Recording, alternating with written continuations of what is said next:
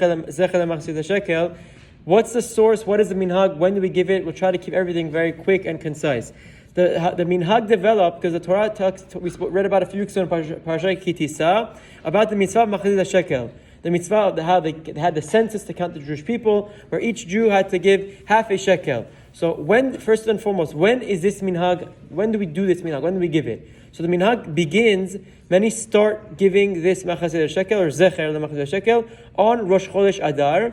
But the most preferred time is actually machloket between the contemporary poskim. According to the Ramah, the best time to do it is before mincha on Tanit Esther. So right, like usually Tanit Esther is precedes the Megillah reading that evening. So it doesn't, but the Ramah says that you should do it before mincha of Tanit Esther. The Rav Ovadia explains that ideally you should do it after mincha, but before the Megillah. Before you read the Megillah. Why? Because our shekalim are going to counteract Haman HaRasha shekalim that want to destroy us as an idea for the power of our tzedakah.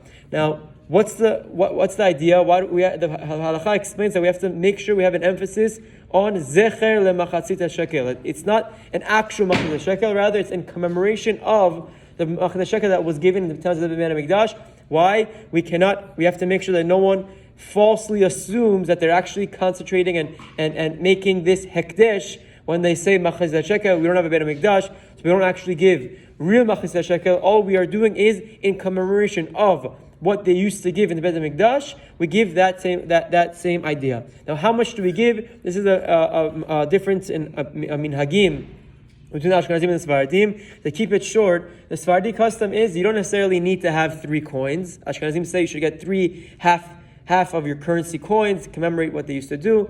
For us Sephardim, it's the same equivalent of what they used to give in the Beit HaMikdash. And Rav Ovadia explains that the Machatzit Hashekel coin was equal to 9 grams of pure silver. So when you calculate that, we don't have to do the math now, but after the calculation is all said and done, the 3 coins worth of Machatzit Hashekel would come out to $8. $8. This is before tax. Rav Yitzchak Yosef recently said you should also include tax. Rabbi Chaim didn't really agree with that, but it's no difference. We're talking about tax on the sales tax when you would buy silver. Rav Yitzchak Yosef says you have to include that in it. It's 5. It's the difference in New Israeli shekel is 5 is New Israeli shekel. For us, it's still within the $8 range. It doesn't make a difference. But that's the custom. You give $8. Now, who do you give it for? So this is also another difference in minhagim. Some say that you give it for anyone who's 20 and older. Others disagree and say, why 20 and older? It's from anyone who's 13 and older. Some say even for women and children, you have to give as well. The Meshadi custom is you only should give it for any bar mitzvah boy, 13 and up. That's who you have to give the $8 per person for.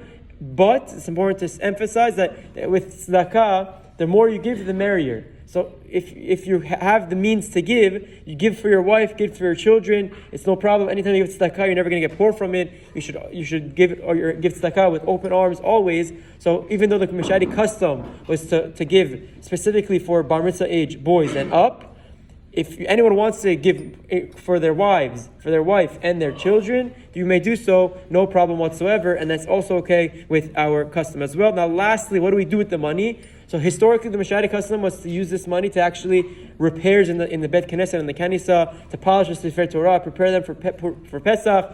Now, Baruch Hashem, everything is so large. It's not necessarily we don't depend on the Zecher Lemachatzit Hashekel to keep the upkeep of the Kanisa. Nevertheless, we still do that. Or Rabbi Chaim now says the most important thing to do with your tzedakah or your Zecher Lemachatzit Hashekel is support Torah education, whether it's yeshiva scholarship or Torah learning or community Torah programs, whatever it is. That's the main focus, the primary source that all of our quote unquote shekalim money should go towards. So that's what we use it towards today, either the upkeep of the Kanisa or Torah learning and Torah institutions within our community. Have a wonderful day.